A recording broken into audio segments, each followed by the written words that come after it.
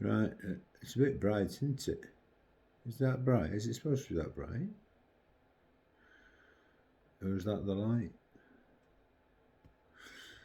Well, it makes me look a bit pale. Mind you, I suppose I am pale. Anyway, it's I think it's about 20 to 6, and it's Thursday, the 18th of Jan. Didn't manage to train last night.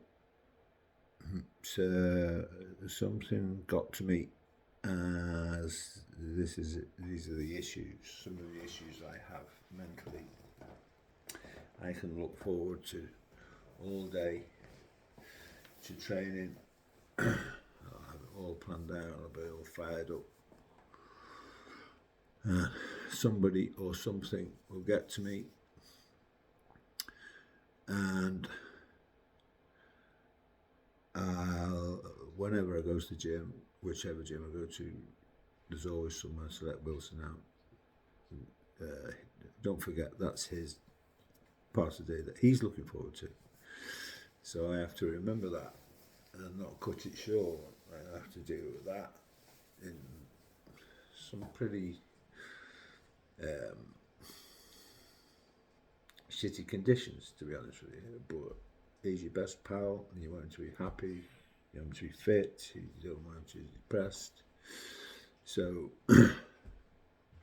you do it, you get on with it. And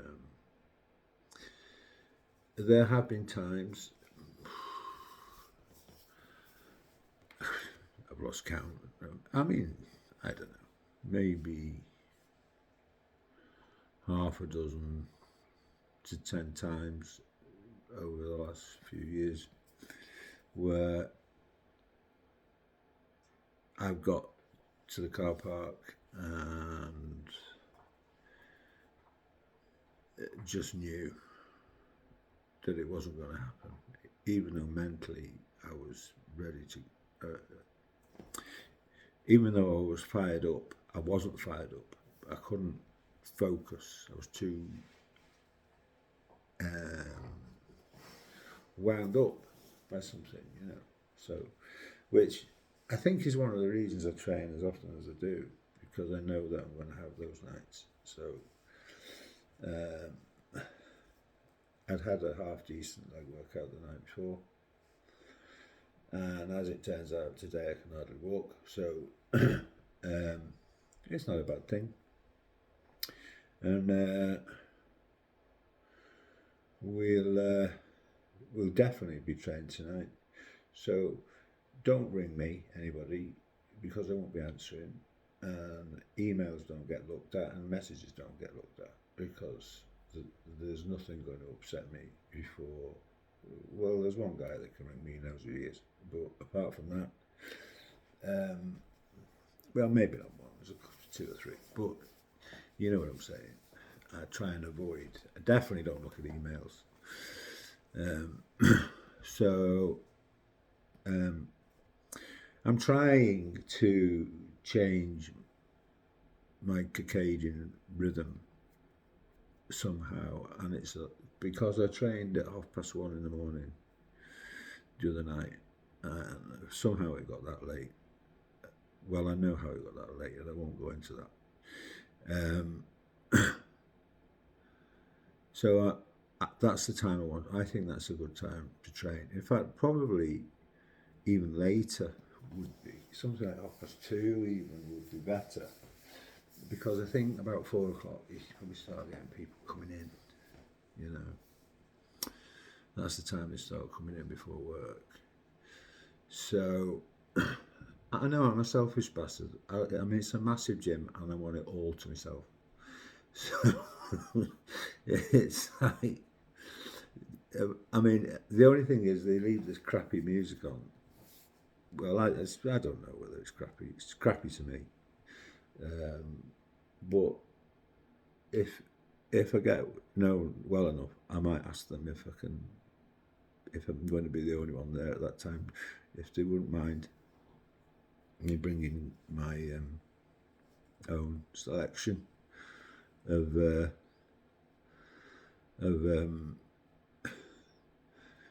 probably movie theme music like Gladiator and Braveheart and stuff like that, and or I don't know, whatever's floating my boat on that day, you know, things things that get you going, you know. So yeah, I'm trying to change my circadian rhythm, and it's a hell of a long time between now and then. So I've had a sleep. I've managed to have a sleep this afternoon. So this is it now. So now, really, this is my breakfast time in my head. So I've just done what I go through at breakfast, right? Although I haven't had any to eat yet, but I will do after I've done this. I said I was going to be totally honest with you, what I do and why I do it. But I want to make it quite clear that just because I do in fact, the fact that I do it probably means it's the wrong thing to do.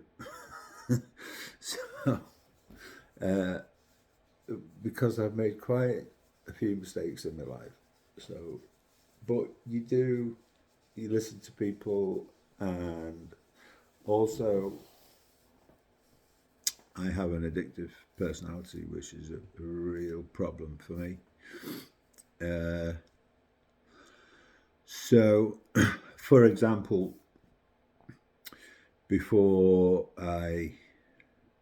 to get me to sleep, I had to take something called clonazepam, which is it's a benzo, basically. It's a very, very strong benzo. It's about 4 times the strength of Valium, I think, off the top of my head. So it's not like a good thing to be on. I've been, the doctors don't know, or they might do now, I don't know, I could care less, but I've been to the drug clinic. At the time, the problem wasn't clonazepam, the problem was diazepam. And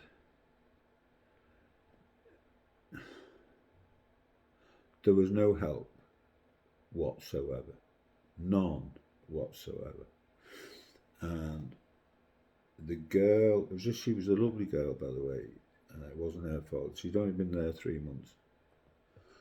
And she started and chatted to me, and that's all it was a chat. And all she'd done wrong in her life was she'd taken a line of cocaine and it disagreed with her, and she ended up in hospital. It's not like she'd been a massive drug abuser herself. And sort of, I think it must have encouraged her to do. I think they're volunteers, a lot of them. I don't know whether they eventually get something out of it. I don't know how it works. But she did her best. But I never got to see anybody else. I never got to see a nurse, a doctor, no blood tests, nobody took my blood pressure, nothing. I take my own blood pressure every day, and I have one of the little white things that goes on my finger to make sure my oxygen levels are okay. Because, to be quite honest with you, the NHS, as far as I'm concerned, is a complete waste of time. Complete waste of time. And so anyway, now you know, it's something that in comparison to what I've done in the past, I've got it right down to an acceptable level, So, well, is anything acceptable? I suppose if you need something to make you be able to function normally, well, then you do. It's as simple as that. If you're a very nervous person, see, this is the issue. The problem I have. Quite often, I don't look like, or as far as this is me surmising that I don't look like someone who's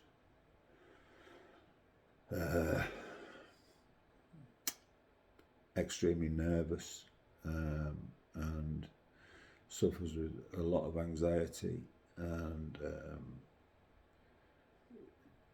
I think I probably look like I suffer with depression. I think people can spot that, but anxiety is slightly different.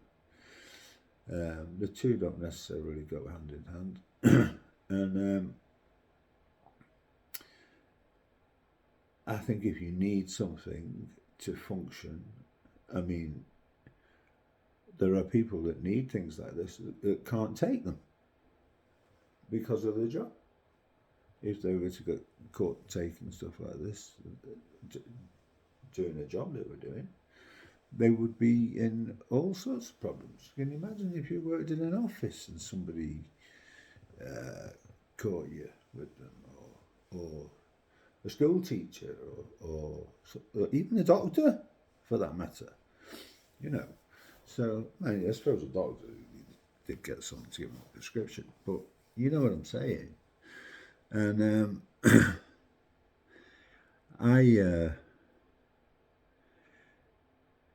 the thing I have to look out for is when I do have one of them moments where somebody sets me off or something sets me off. I can be silly, but I've learnt to control that now, which I think has contributed to why I've felt so good the last few months. I mean, when I look back, if I think about what's gone on over the last few months, the way I just walked out the house without saying anything and not paying what I owed, and just got friends. When I say friends, the people over the road had a van, and they offered. The two sons came and they pulled the carpets out of the old house and put it down in here for me, and they were absolutely brilliant for nothing. I had no money. The council wouldn't give me any money because they'd already helped me out to move into that house, and they couldn't understand why I'd been offered this house.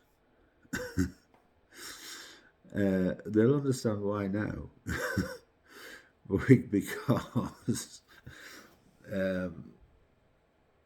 because people have seen the state the house was in without any furniture. I mean, nobody ever came to visit me. Nobody ever knocked on my door.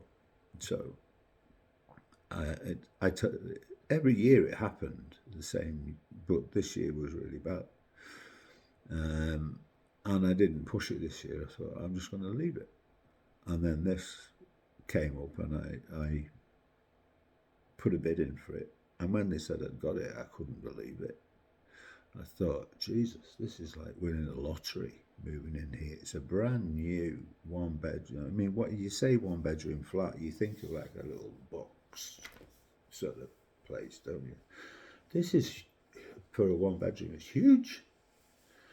The lounge is big, the bedroom's big, the hallway is a long hallway, nice sized kitchen, storeroom, lovely bathroom, shower. Oh, the shower is worth the rent alone for me. I used to hate getting in the shower at the other place, honest to God. I used to go for days without showering. I couldn't bring myself. I was just disgusting, and it just wasn't me, and So anyway, there we go. You'll find that I'll wander off on tangents every now and then. I'll try and keep these down so you don't get too bored. So that's how I start my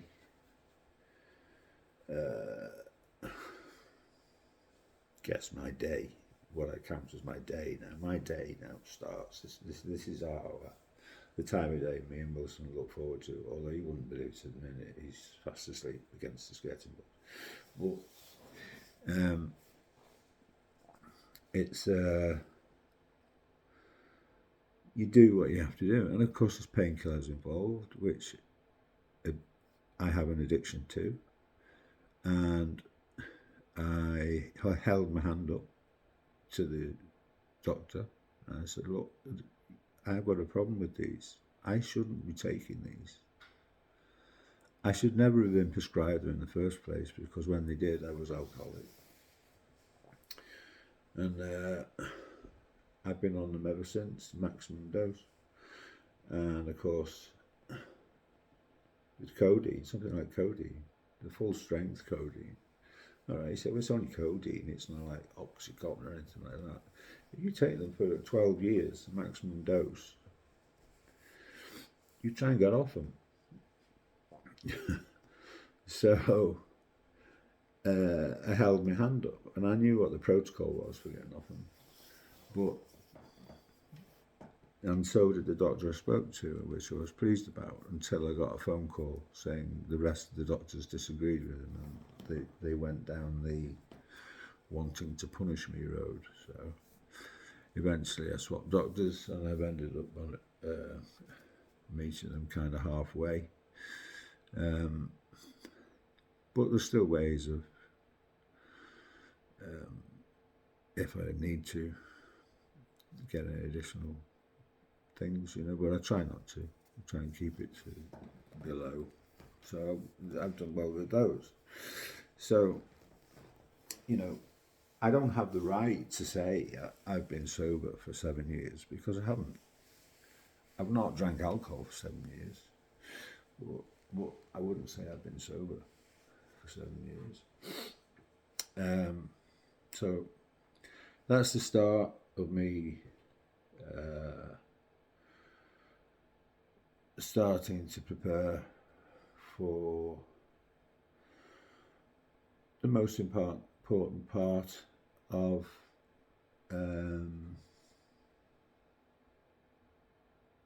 it's an important part of the day. It's what I live for. I live for that, and I live for Wilson, and that's it. And I want to. I'm not. Well, I don't like losing things. Nobody does. But I have no idea what I'm going to look like. I am just going to.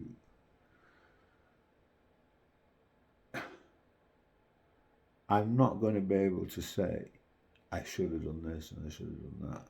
I am going to do everything I possibly can to look, knowing I'm coming to the end,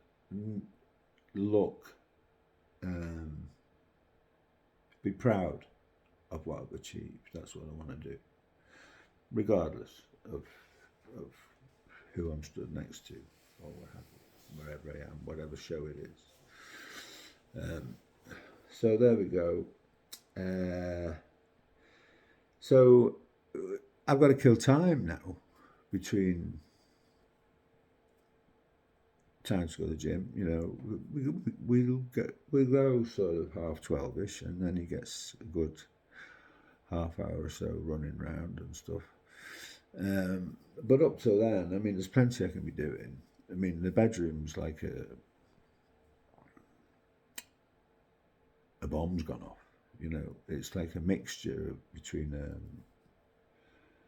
a pharmacist, an electrical goods shop, a used clothes shop, and you name it, it's all in there. So basically, I think I'm just going to put everything in bin bags except anything there's a camera that's pretty good, and I've got a, what's the name in there, a Peloton, which seemed like a good idea at the time, but I'm not a cardio guy really, and I did it more for my legs really, to get them to fire up. But even with, I don't see the point of the screen that they've got on them. I mean, it's just a background. It's not like, it's not really lifelike. It's, you know, so I'd sit on it and I'd be watching the telly. So anyway, that's so that I've got a lot to do. I've got a kitchen. I purposely haven't plumbed the dishwasher in, and purposely haven't wired the cooker in. I have a hot plate which I can use. I mean, the only thing we cook is mince, and I've got a George Foreman which I use for chicken and eggs and stuff, and a microwave. So I don't need the cooker and I don't need the dishwasher because I can wash my own dishes. And I thought that's probably another hour a day I'm stood on my feet. That's where I believe you burn your calories. I don't think you burn your calories pedaling a bike. I think you burn your calories keeping busy throughout the day.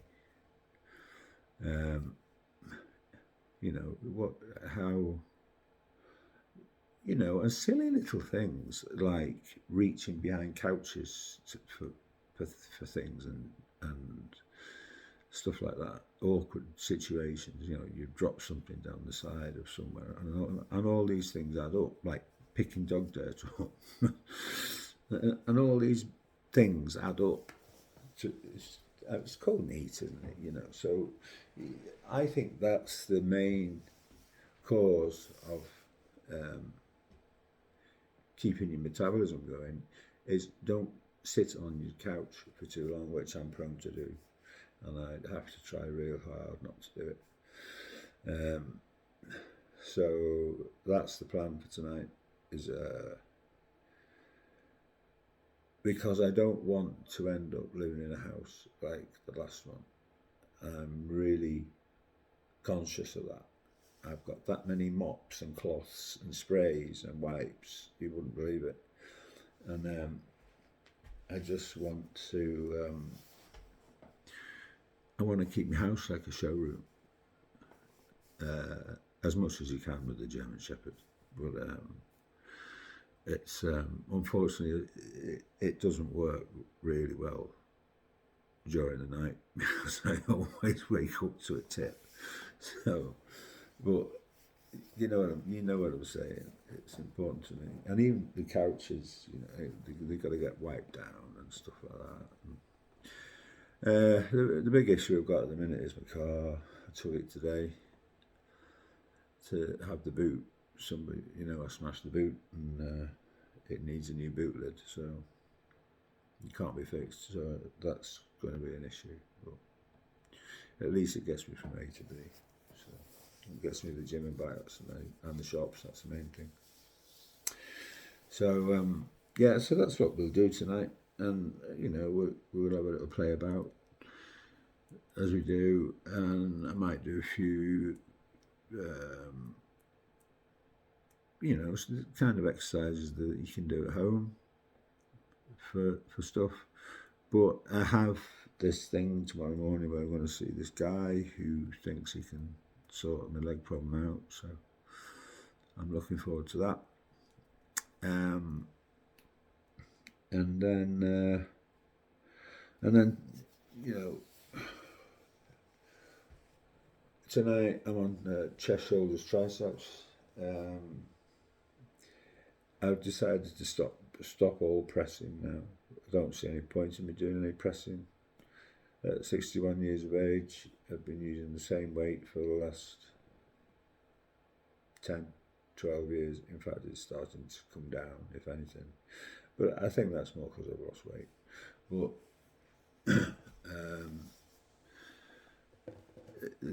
this gym has some nice, one of them nice flying machines that's on an incline,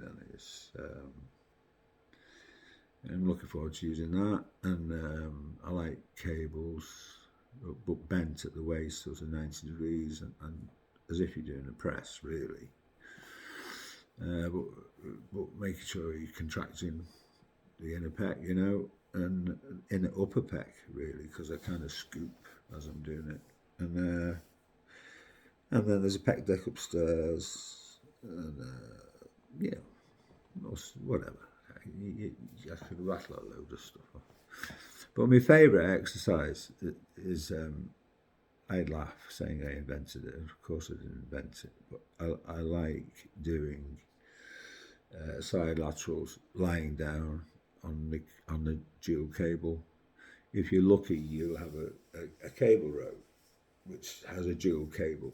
This one has two, funny enough, and also two pull downs the same, which is good for one arm pull down stuff. So I do a lot of those, and obviously I'll use the side lateral machine, which is something I didn't have in the other gym.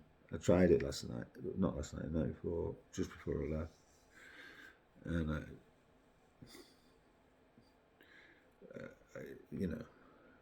I won't tell you what I did, but it's good. So there's plenty for me to be going on with diet-wise. The great thing about nowadays is there's so much information to be had, and but where we still have a head start. Those of us that were training 40 odd years ago still have a head start with when we see something on somebody doing something on YouTube. Do we know whether it's bullshit or not? But unfortunately, that's also the problem with it. We're seeing a lot of kids now copying people off the internet that haven't got a clue, and even instructors, to be honest with you. So, but we know what's crap and what's not crap, It's amazing the way these people are capable of making money by talking so much shit. It's just absolutely incredible. So, yes, you can't believe it, and but people, if you don't know, you don't know, and I try sometimes to help people as best I can, but some people, they look at you like you're just an old man. What the hell do you know? But then there are others that can see through it. I mean, I've had a few people say they could tell that, I'd been, I don't like the term, I'd been someone, but I'd kind of been, what's the right way of saying it? I had an experience, let's say. So, and a lot of them are pleased, and some aren't. Some are jealous. I had a guy the other night, and I thought, what's wrong with you? They were doing. This was in the other gym. I think this is probably what started the ball rolling for me leaving, to be honest.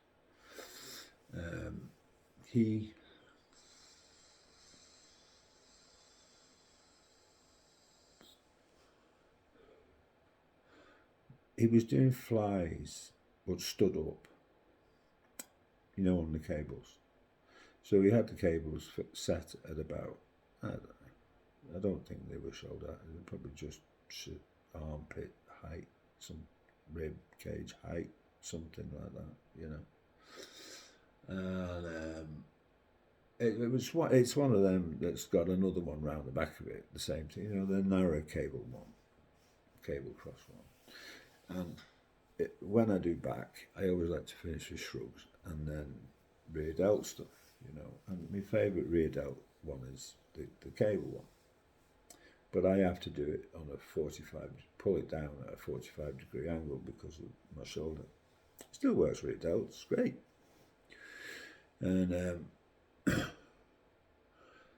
I'm waiting to go home, really, and I'm sort of hanging around, and I'm trying to be nice and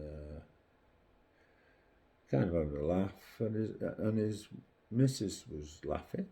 She was, I said, "Oh, I met my first wife, or my second wife in the gym, and all this." It was going on, but I was looking at him and I thought, I don't think he wants to be here, really. And so I said to him, I don't like asking the question, but there comes a point where you have to ask the question, because if you don't, you're never going to get rid of them. You could be stood there for hours. I mean, all right, yeah, I could have gone and done dumbbells, I suppose, or something else, but I was there, and the door was there. So I'm thinking, and it probably wouldn't have mattered if we didn't do them, but they were doing these flies. So I said, "What are you doing?" He said, "I'm doing flies." I said, "Oh, okay." I said, "What else have you done?" And he battled off the usual half a dozen exercises, I said, "Oh, all right." And I'm not sure how it got to where it did, the conversation, but the steroid thing came out, and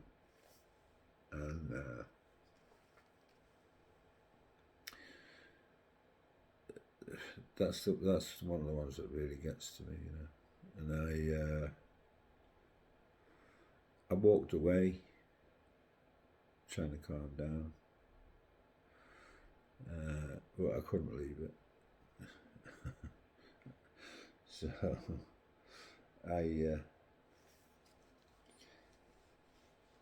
I wandered back over to him, and I think I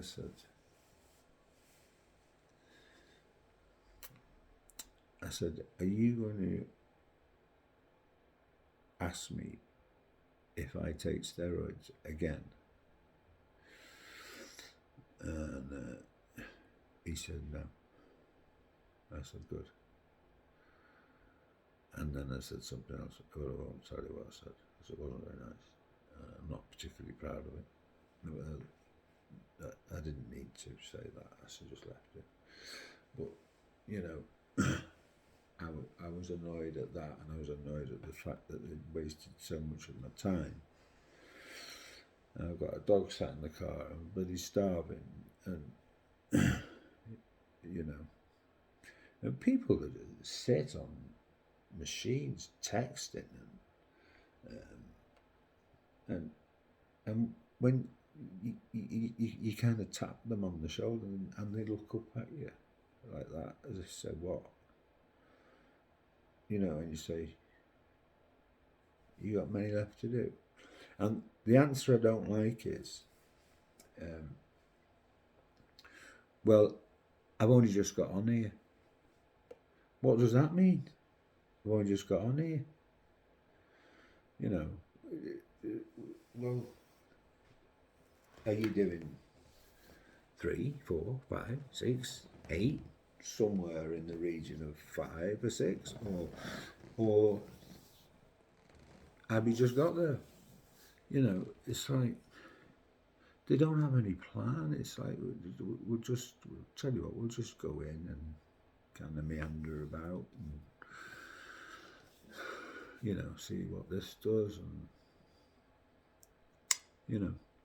But having said that, I've met some really nice kids who are really keen and polite. I like it when kids are polite. It kind of chokes me a bit when they're polite. I remember a little. She was only little at the time, but before I moved into the other house, she was actually the daughter of the people that helped me move in the end, ironically. I remember being at the park with Wilson. Wilson was only a puppy, and she had a little black dog, and the little black dog wouldn't leave him alone, you know. He was less dangerous then. And she called me sir, and that just...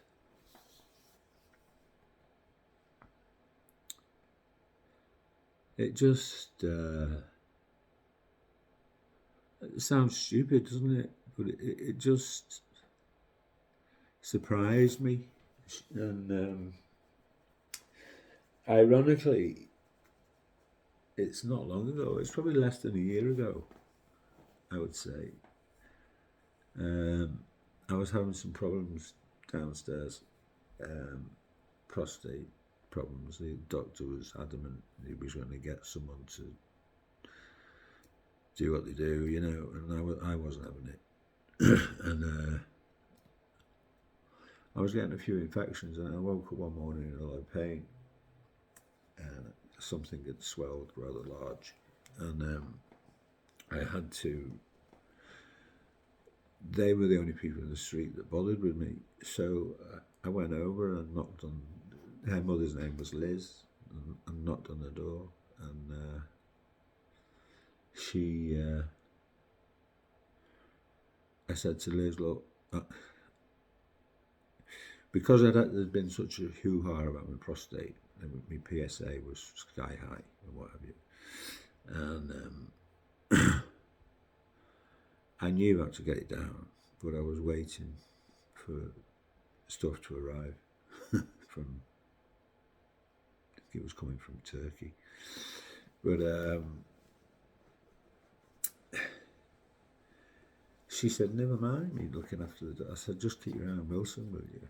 And I said, I haven't got a clue. I've got a feeling I'm going to be there for a while. And she said, never mind that. She said, I'll take you to the hospital. She did, you know. The kind of family they were. Anyway, as it was only an infection. They gave me antibiotics, and I was fine. I was back home in half an hour. So, and everything's been great since then. So, thank God. Because there's been so many things over the years that I've said no to, which could have ended in disaster, like the defibrillator that I said no to, the colitis that I refused. I went to see a specialist about colitis in Chorley Hospital, Pakistani guy, about the colitis I had, which the day it happened was serious stuff. And there's a big story goes with that, and I won't bore you with it. But he basically said, if you don't keep on top of this, you're likely gonna die of stomach cancer. This was the consultant that told me this. I said, "Oh right, okay." So he gave me the form for the blood test. He said, on your way out, he said, go and get your blood checked and make an appointment to come back and see me. I said, all right. So I walked out the door, put the form in the bin, got in my car and went home. Never been back since. And they reckon you can't cure it with diet. And if you watch, another thing, YouTube, you watch stuff on YouTube about ulcerative colitis. If you did half the stuff they said on there, you'd be in a right mess. I knew I could do it. I knew I could cure it. I've never touched wood. I've never had an issue since. And, you know, this is the trouble. It's like when I had the cardiac arrest, they throw everything at you. They throw every tablet they've got, they're allowed to give you, that is, they'll give you. You know, all the, what do they call them, statins. Well, they went in the bin before I got out of the hospital car park.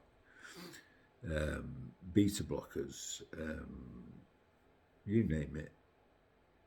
The only ones that I kept on were the ramipril, which are the ACE inhibitors, which are good because they're good for you, also good for your kidneys. But 10 milligram a day is a big dose. So, and they don't tell you anything. They don't tell you side effects and stuff like that. And I remember coming home and going for a walk or trying to train. And every time I stood up, the room would go around. Or if I was walking, I'd feel like the pavement was coming towards me. Thinking, oh, this has really got me. I've not got long to go with this. My heart must be really bad. It wasn't my heart. It was the flaming tablets they had me on. So I don't take them now. I just keep an eye on my blood pressure. And if it's showing signs of creeping up, I've got a boxes full of them in there, all different, what's the name, doses, you know, from 1.25, 2.5s, 5s, 10s, you name it, I've got them, if I need them. Because I've had that many arguments with doctors trying to get stuff. I just hoard things like that, you know, because I know one day there's a good chance I might need them. There you go. So tonight it'll be sorting all that lot out in there and trying to get my clothes into some order. Put some sheets on the bed for Wilson so he doesn't have to sleep down the hallway on the concrete. That's the collie in it. That because German shepherds like to curl up next to you, but collies are the other way. They take themselves off when they go to sleep, and because he's got collie, it's the only thing he's kind of mixed up. Because when I go to sleep, he'll have disappeared down the. He goes and lies by the front door, you know, and when I wake up, he'll be in here somewhere nearby, waiting for me, you know. But he's a funny lad. He is.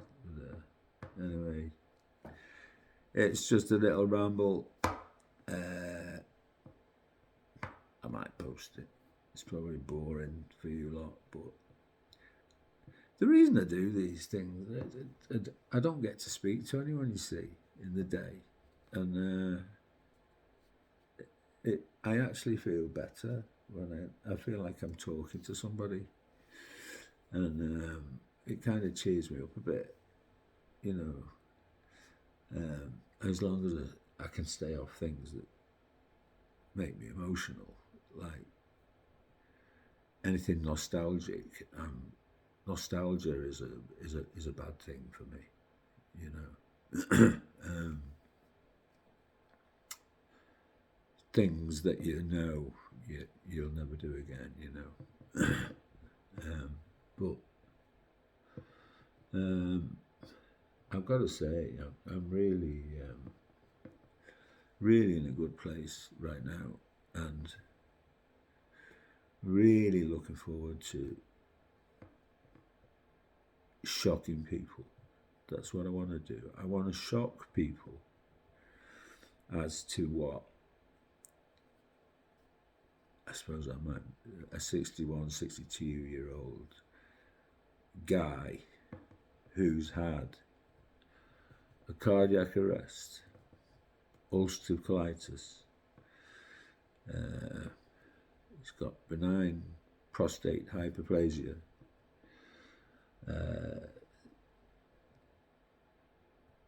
tremendous nerve damage in my spine to the point where my legs don't work the way they should work. And I've lived alone. Well, I say alone. I have been alone, really, for a lot longer than the time I've had Wilson. That's why I got Wilson. So I'll be really proud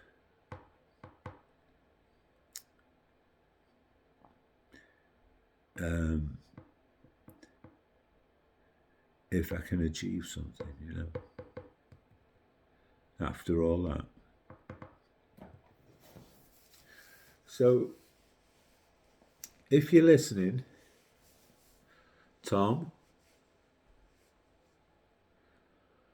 I hope you're taking this in.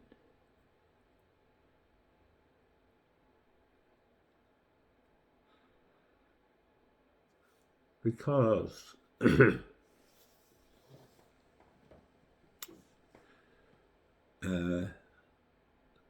things will work out for you. Trust me, they will. Okay. So I hope I haven't bored you all too much. Just show you my new haircut and my clean shaven face. And I've actually had a sunbed this morning. I'd tried some of that melanotan. And last night I didn't know how much to put in. So kind of just winged it really. And I don't know what it was this morning. I felt rough. I don't know why, but I'm going to need more of that. So I had 4 minutes on the sunbed. 4 minutes, because it's been that long since my skin has seen any kind of sun or whatever, you know. I thought anything longer, I'll just burn. Even though, you know, I used to go to Portugal all the time, and I was always like never happy until I was like the brownest guy on the island. But I know I've been like this before, and you do start tanning quite quickly. Well, I do, but at first it's like, don't look in the mirror. Really, you know, there's these mirrors they have in some bedrooms. It was like, whatever you do, don't look. Do not look in that mirror, because when you're close to being in shape, that's the mirror you want to be looking in. You know, when just as you've got off the sunbed, you're like, you can't get out the sunbed room because you're too busy looking at yourself. So anyway, there you go. So I'll leave it at that. It's 50 minutes of non-stop dribble. So yeah, I'm looking forward to chest, shoulders, triceps. So we're going to have some tea now.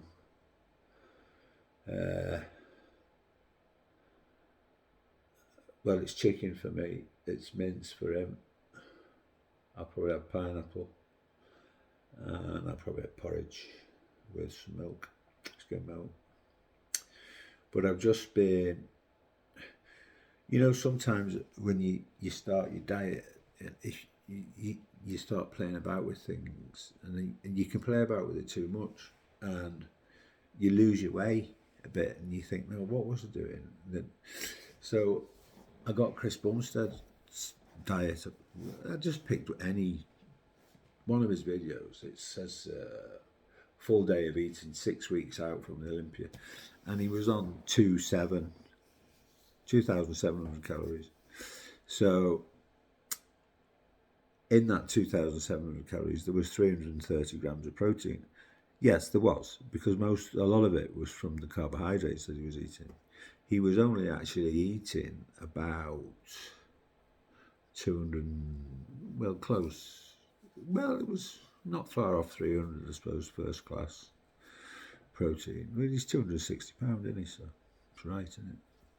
So I thought, yeah, I've done all that. I've jotted it all down, and I'll swap it round now because I can't eat fish, so it'll be chicken where he's got fish, and I'm off rice, so it would be pasta. I love pasta, then pasta twists instead of rice. I don't do veg, but I do. The only thing I do that's healthy is pineapple.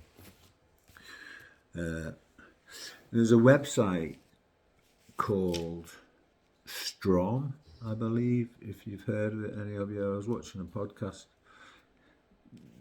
that Dave Crossland's on, and apparently this place is really, really good. They've got stuff that's designed, supplementation that's designed for people that are steroid users, you know. So I want to speak to them tomorrow because I'm in that mood where I'm trying to grasp as much advice as I can, you know, because even though I've been in shape before, it's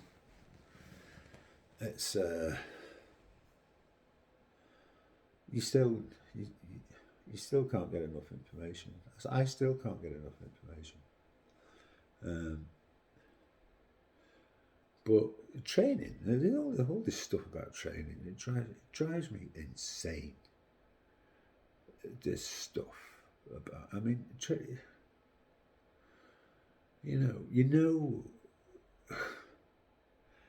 training for me is, they say volume or intensity.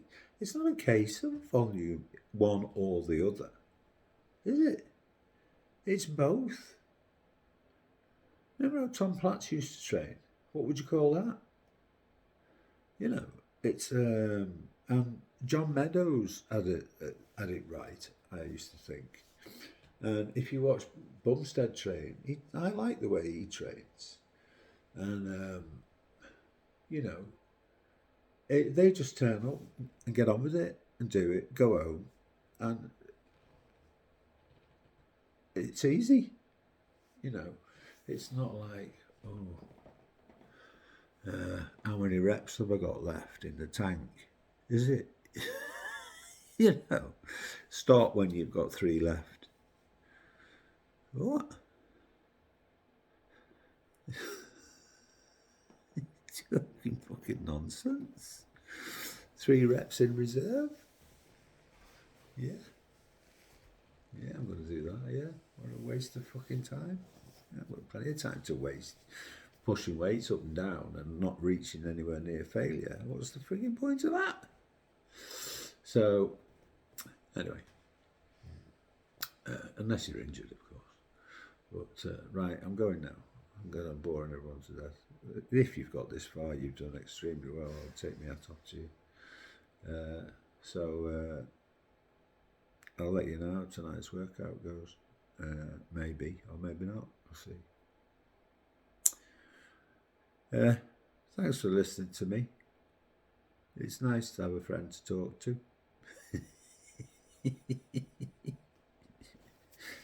See you all soon.